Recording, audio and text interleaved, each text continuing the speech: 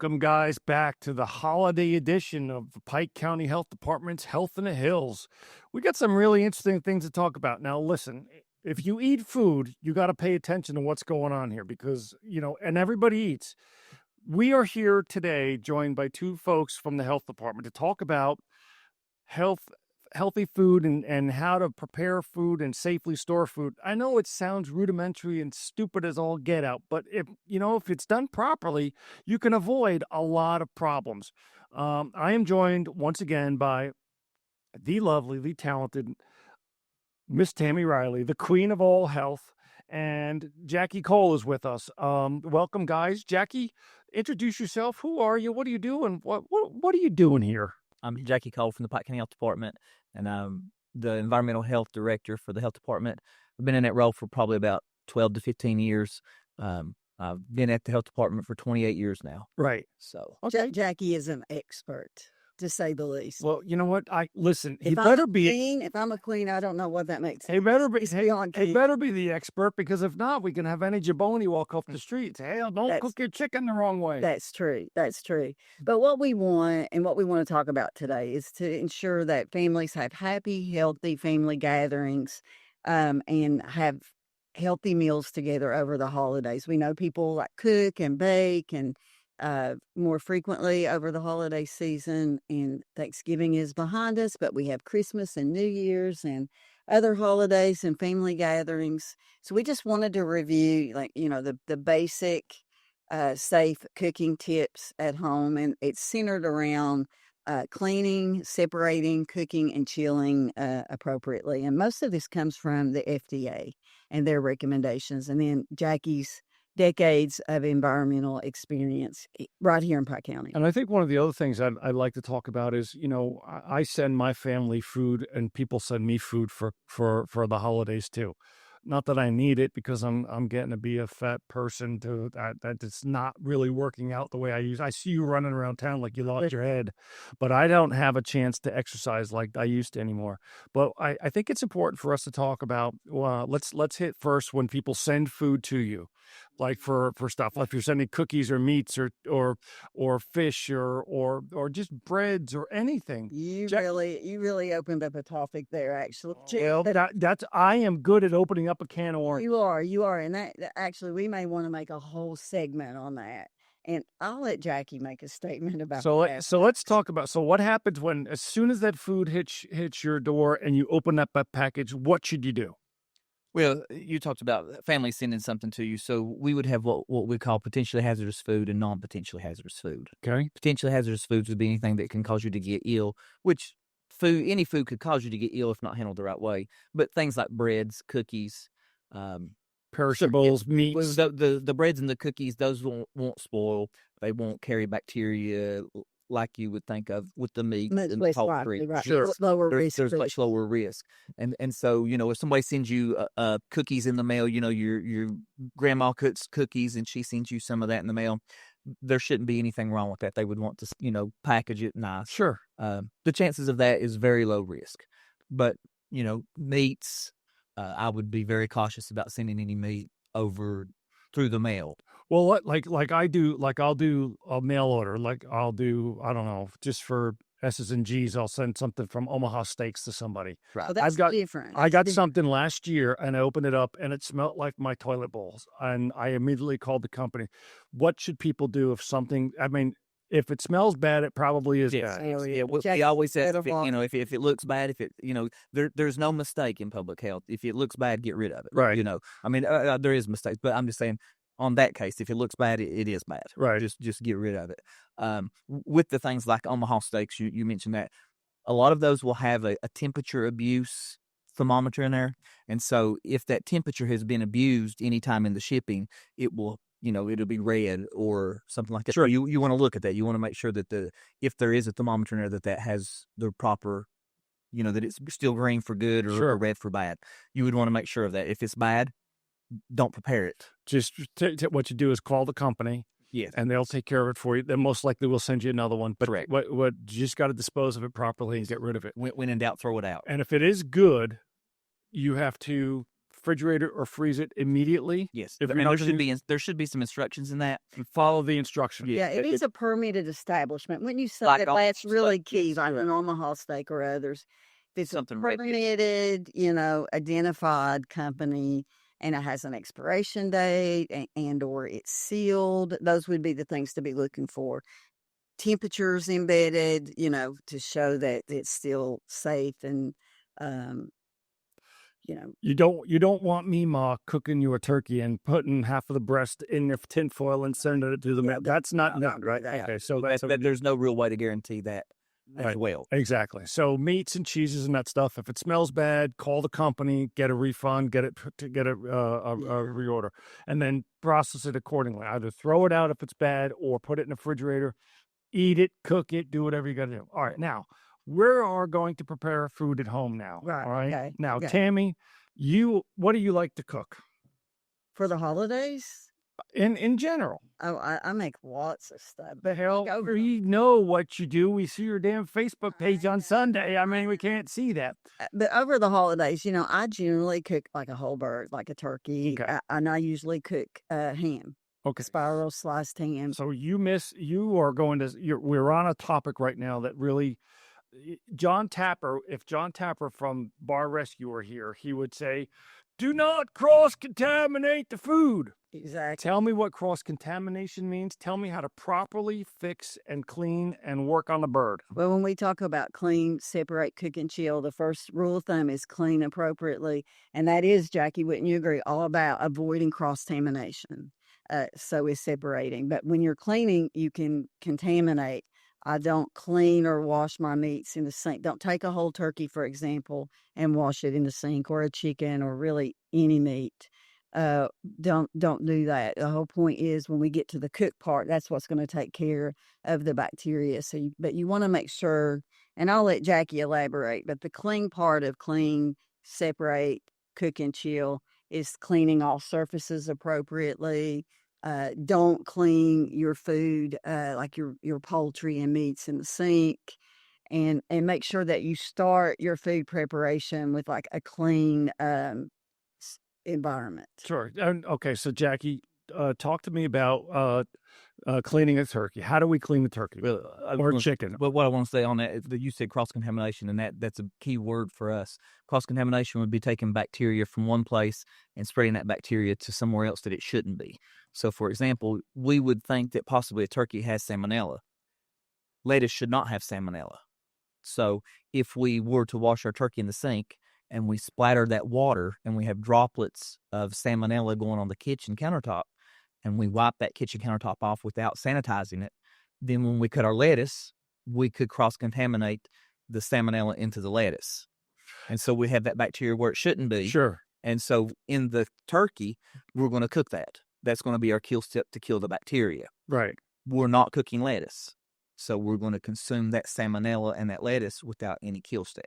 So when you say you sanitize stuff, what's the best way to sanitize countertops, kitchen, Bleach sink? and water. Good Bleach old and bleach water. and water. Unscented bleach. Unscented bleach. Okay.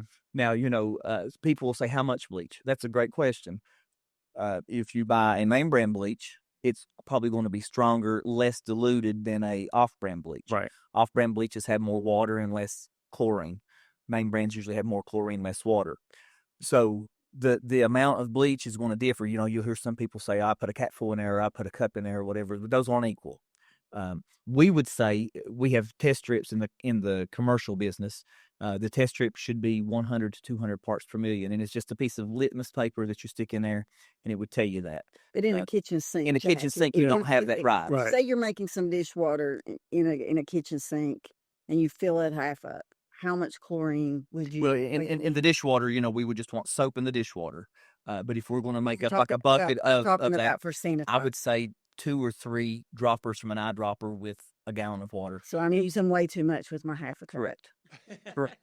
That's what I use. But I also think, I know they got those spray bottles with the kitchen Yes. sanitizer. Just spray that and use that with a paper towel. Throw the paper towel out. Correct. You talked about cross-contamination. So I'm cleaning my turkey, or I'm cleaning my bird, and I'm using my hands. Okay. Now, when I go to turn the water on to wash my hands, because we always want to wash our hands to prevent the spread of germs, go to turn my water on, possibly contamination from the salmonella from the bird goes to the handle. The next jabroni that grabs the handle can get it and go like this, and everybody's got a fluid.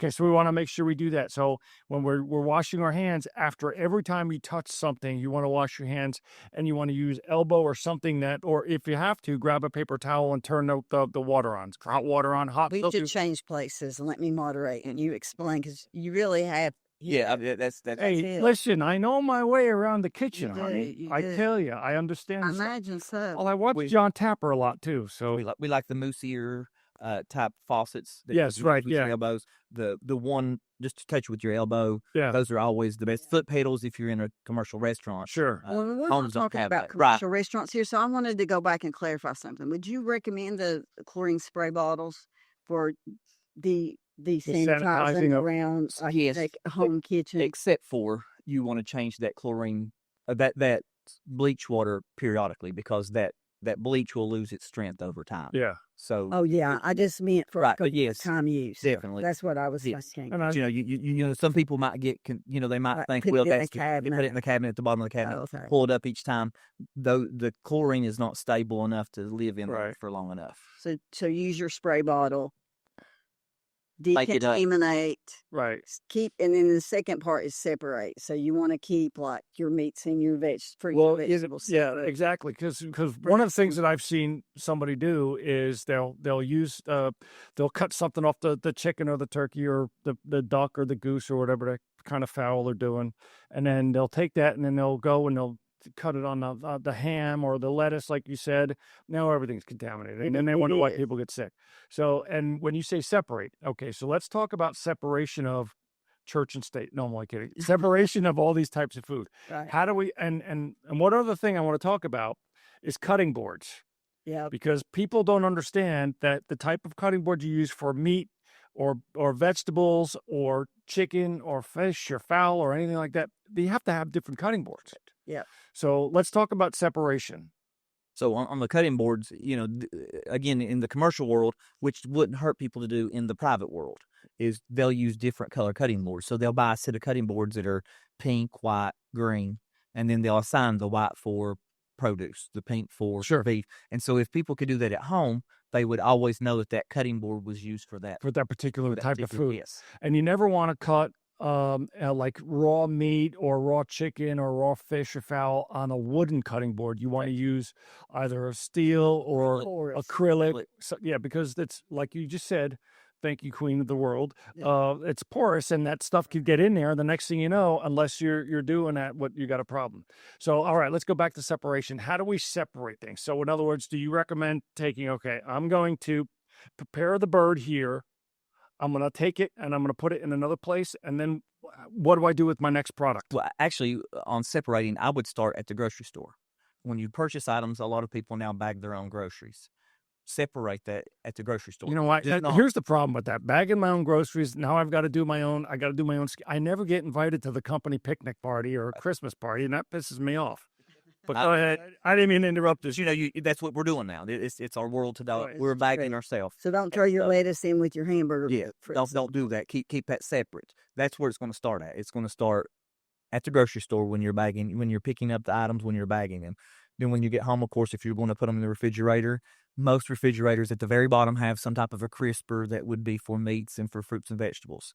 It's usually on the refrigerator, it's already labeled. So why not just use what's labeled? Sure. Put meats in the meat drawer, put fruits and vegetables in the fruit and vegetable drawer. You never go wrong if you consistently do that. I would, of course, say clean your refrigerator very often and clean those drawers because they will get bacteria. And use that same type of bleach. Correct. Right. Gotcha. Go ahead.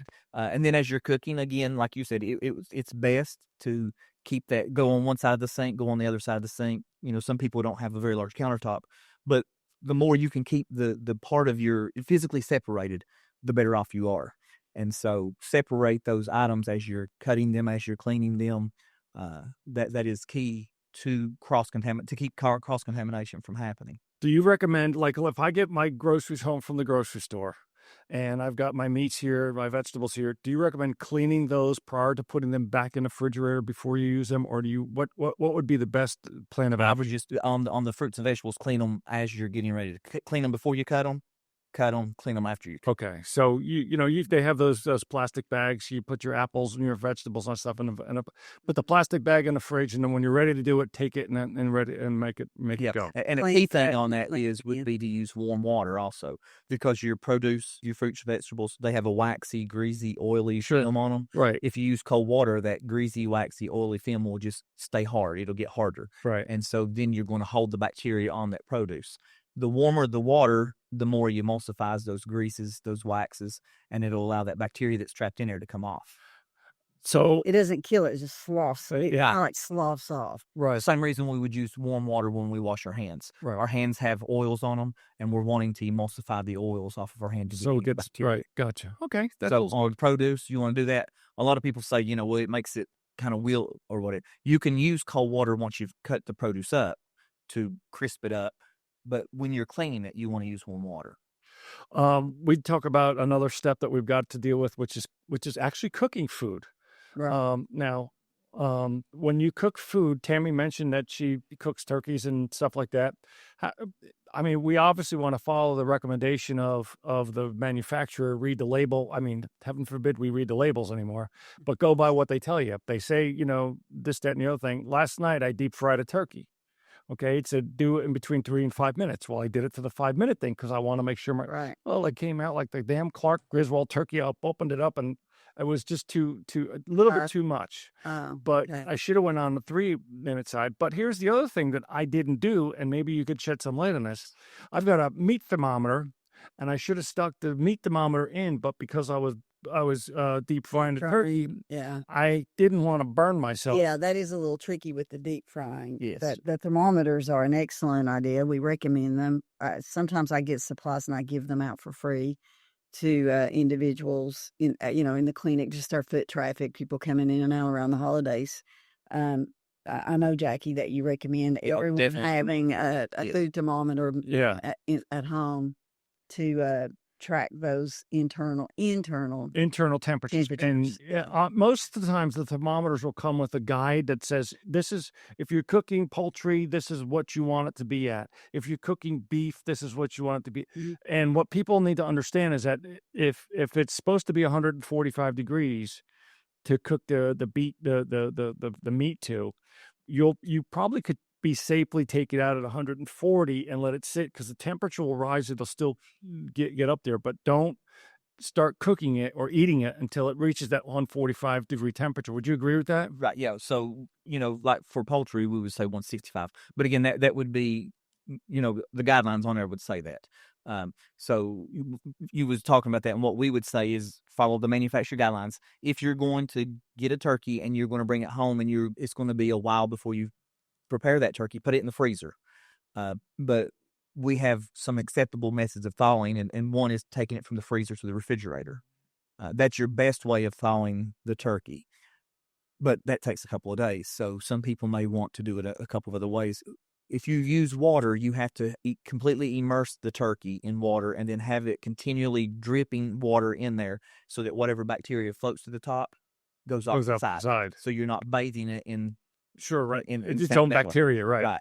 Right. You can use a microwave, but if you use the microwave, you have to cook it immediately. You can't thaw it and then put it in the refrigerator. Right. You need to cook it immediately. Or you can even do it to cooking. You can cook. You can take a frozen turkey and cook it, but if you do that, it's usually not going to turn out as well. Yeah. Most people say it messes the quality up. We don't care about quality as much as we care about safety. Yeah, exactly. I mean, No. the cook in me's thinking I would never microwave a turkey.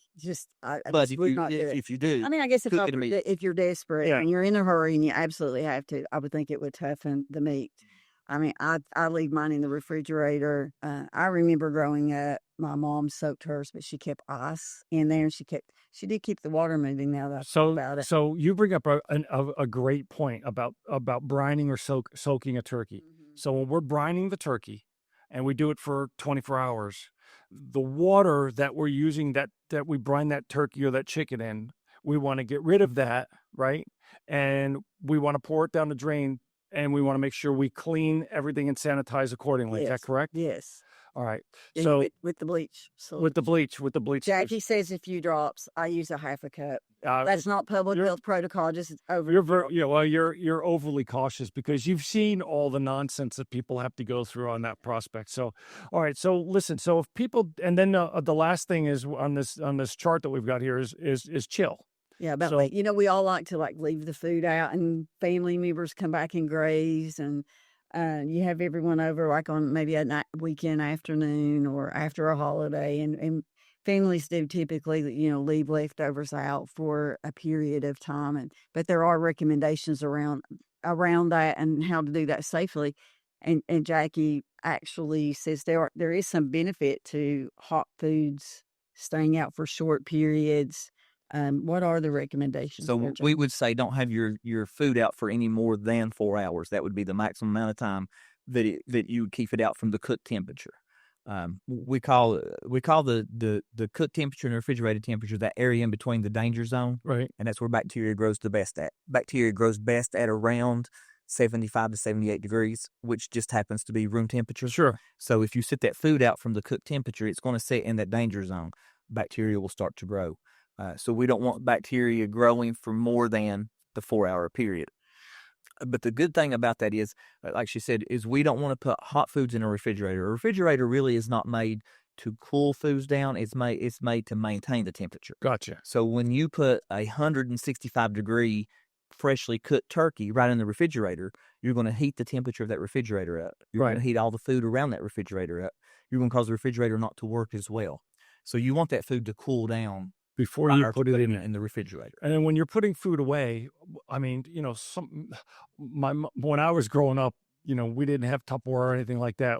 My mother, I had a girlfriend over one time, and my mother was putting she said, "Can you put the mashed potatoes away?" I put the mashed potatoes in tinfoil and put through the tinfoil in there. That's probably a big no-no, would you say? Yeah, it would be better off to store it to where no contamination could get in between it. The aluminum foil could rip, and you could have some raw meat in there not stored properly. Gotcha. And if that raw meat were to drip into the mashed potatoes, Yeah. then Then you yeah, cause right. contaminating. And would you recommend not stacking? We talked about this before about stacking hot and cold foods Correct. in the refrigerator, Yeah. That's cold on one side, hot on another side, but you want to make sure the hot is We call hot warm. hot, warm, It's food. called warm. Yeah. Room temp.